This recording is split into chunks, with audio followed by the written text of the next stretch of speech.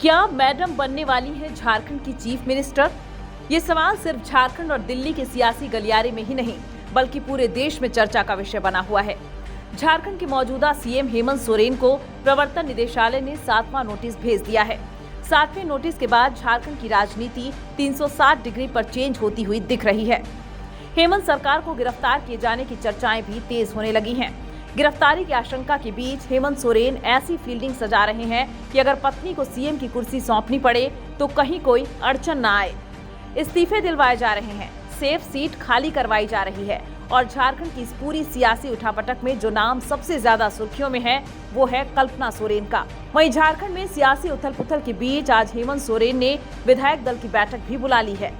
हेमंत सोरेन की जगह झारखंड की सीएम कल्पना सोरेन के बनने की चर्चा करीब 1 साल पहले से ही हो रही है, लेकिन 24 घंटे के भीतर झारखंड की राजनीति में जिस तरह के फेरबदल हुए हैं उसके बाद तो हड़कंप मचा हुआ है। दरअसल झारखंड सरकार पर एक बार फिर से संकट के बादल मंडराने लगे हैं। हेमंत सोरेन पर जमीन घोटाला और अवैध खनन के आरोपों की तलवार लटक रही है। 3 जनवरी को हेमंत सोरेन ने विधायक दल की बैठक बुलाई है। चर्चा बहुत तेज है कि इस बैठक में कल्पना सोरेन का नाम आगे किया जा सकता है। चलिए अब आपको बताते हैं कि क्यों कल्पना को सीएम बनाने की चर्चा तेज है। अचानक सीएम हेमंत सोरेन की पत्नी कल्पना को झारखंड का मुख्यमंत्री बनाए जाने की चर्चा इतनी तेज क्यों हो गई है? इसकी 2 वजहें हैं। पहली, हेमंत सोरेन को मिला ईडी का 7वां नोटिस। दूसरी वजह, झारखंड की गांडेय विधानसभा सीट से विधायक सरफराज अहमद का इस्तीफा। दरअसल ईडी के 7 नोटिस भेजे जाने के बाद भी सीएम हेमंत सोरेन पेश नहीं हुए और इसलिए अब चर्चा तेज है कि प्रवर्तन निदेशालय हेमंत सोरेन के खिलाफ बड़ी कार्रवाई कर सकता है। अब आइए दूसरी वजह पर। जैसे ही जेएमएम के विधायक सरफराज अहमद ने इस्तीफा दिया, उसे फौरन स्पीकर ने मंजूर कर लिया। सरफराज अहमद के इस्तीफे को हेमंत सोरेन की कल्पना के लिए सजाई जा रही फील्डिंग का हिस्सा माना जा रहा है। सीएम हेमंत सोरेन की पत्नी कल्पना को चुनाव लड़ने के लिए सेफ सीट की जरूरत होगी। गांडेय वो सीट है जहां से जेएमएम लगातार 4 बार जीत दर्ज कर चुकी है। अगर ईडी ने हेमंत सोरेन को गिरफ्तार कर लिया तो कल्पना सोरेन मुख्यमंत्री बन सकती हैं और सरफराज की खाली कराई गई गांडेय विधानसभा की सीट से चुनाव लड़ सकती हैं। मतलब ये कि हेमंत सोरेन सेफ सीट से अपनी पत्नी को चुनाव लड़वाकर विधायक बना देंगे और सोरेन सरकार आराम से चलती रहेगी।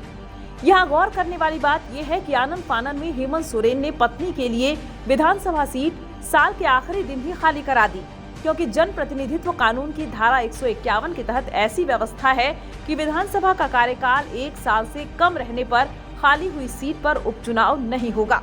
झारखंड विधानसभा का गठन 5 जनवरी 2020 को हुआ था। विधानसभा का कार्यकाल 6 जनवरी 2025 को पूरा हो रहा है। 6 जनवरी के बाद हेमंत सोरेन के खिलाफ कोई बड़ा कदम उठाया जाता है तो यहाँ उपचुनाव नहीं हो सकता था। ऐसी स्थिति में राष्ट्रपति शासन लगाना ही एक रास्ता था। इस खतरे से बचने के लिए हेमंत सोरेन ने साल 2023 के आखिरी दिन यानी 31 दिसंबर को सीट खाली कराने का दांव चला है। लोगों के मन में सवाल है कि अगर कल्पना सोरेन के हाथ में झारखंड की सत्ता आती है तो क्या वो एक कामयाब सीएम साबित हो पाएंगी या फिर सिर्फ डमी सीएम बनकर रह जाएंगी? अब आपको बताते हैं कि आखिर कौन है कल्पना सोरेन। 48 साल की कल्पना सोरेन को अक्सर अलग अलग कार्यक्रमों में इस तरह के मोटिवेशनल स्पीच देते हुए देखा गया है। आदिवासी समाज के कार्यक्रमों में बढ़ चढ़कर हिस्सा लेते हुए देखा गया है। कल्पना सोरेन भाषण भी देती हैं, महिलाओं के विकास और उन्हें बराबरी का हक मिलने के मुद्दे पर बेबाकी से अपनी राय भी रखती हैं। झारखंड ने कल्पना सोरेन को मुख्यमंत्री की पत्नी के तौर पर, एक पढ़ी लिखी महिला के तौर पर और संजीदा तरीके से अपनी बात रखने वाली नारी के तौर पर कई बार देखा है। हालांकि कल्पना सोरेन सीधे तौर पर कभी राजनीति का हिस्सा नहीं रही हैं। ऐसे में अगर वो सीधे सीएम बनाई जाती हैं तो क्या होगा, ये सवाल हर किसी के जहन में कौंध रहा है। कल्पना ओडिशा के मयूरभंज की रहने वाली हैं।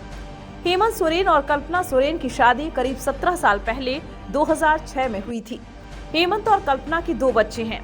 कल्पना रांची में अपना प्ले स्कूल चलाती हैं, लेकिन विरोधी आरोप लगाती हैं कि कल्पना सोरेन के नाम का इस्तेमाल हेमंत परिवार की कई कंपनियों और बिजनेस के लिए करते हैं। हेमंत सोरेन पर आरोप लगा था कि उन्होंने अपनी पत्नी के मालिकाना हक वाली कंपनी को गलत तरीके से जमीन का आवंटन किया था।